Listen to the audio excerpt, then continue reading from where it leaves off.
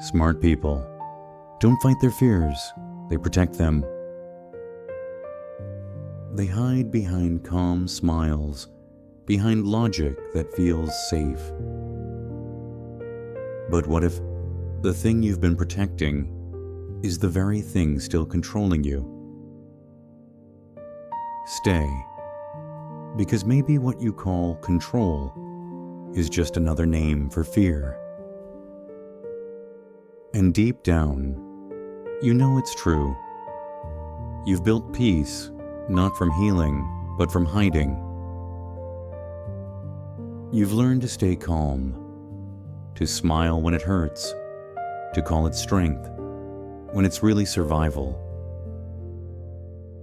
Smart minds always find a way to stay in control. They build walls made of logic, so nothing ever feels too close. But walls don't just keep pain out, they keep warmth out too.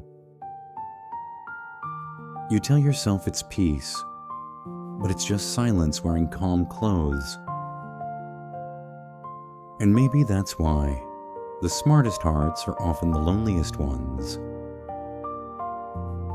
They say knowledge is power, but no one tells you that knowing too much can also be a prison. Smart people don't get lost in chaos. They get lost in their own clarity. Because when you can explain your pain, you stop allowing yourself to feel it.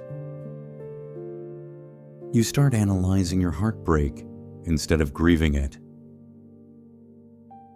You start studying your loneliness instead of admitting it hurts. And slowly, your mind becomes a wall your heart can't climb over. You tell yourself you've moved on, but deep down, you've just built better logic to hide behind. It's strange, isn't it?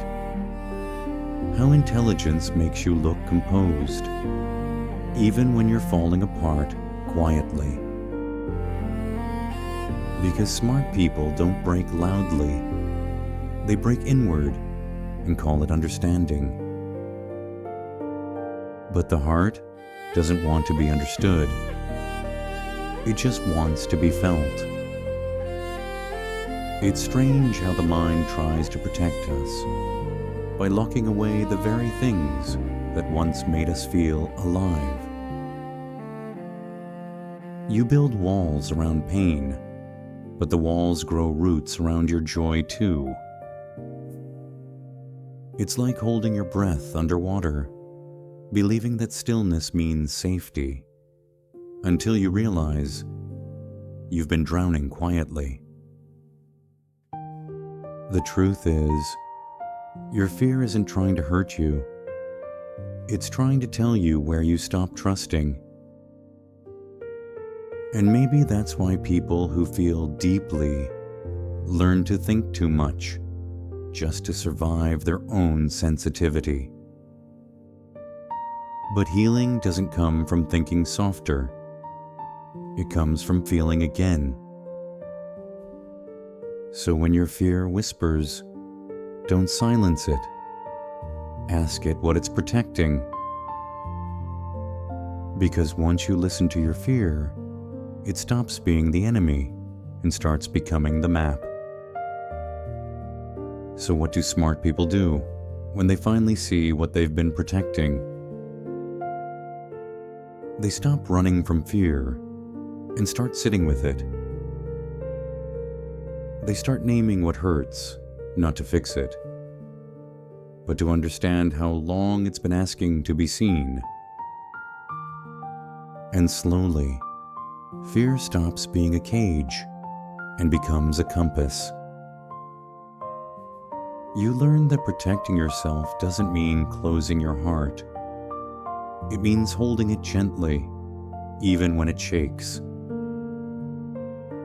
Because growth isn't about becoming stronger. It's about becoming softer without losing yourself. And when you can finally stand in front of your fear and whisper, "I see you, but I'm not you," That's when the mind and the heart finally speak the same language. Because maybe being smart was never about knowing everything, but about knowing yourself, enough to love what once scared you. Smart people always protect what they fear the most, but maybe what they fear was never danger, it was depth. Because to feel deeply is to lose control, and to lose control is to be fully human. So if your fear still whispers, don't quiet it, hold it. The trembling inside you, it's not weakness, it's your heart remembering that it's alive.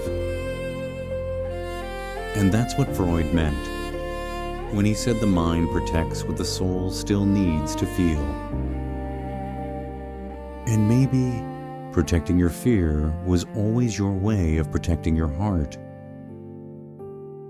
If these words found you today, maybe it's because your fear was ready to be heard.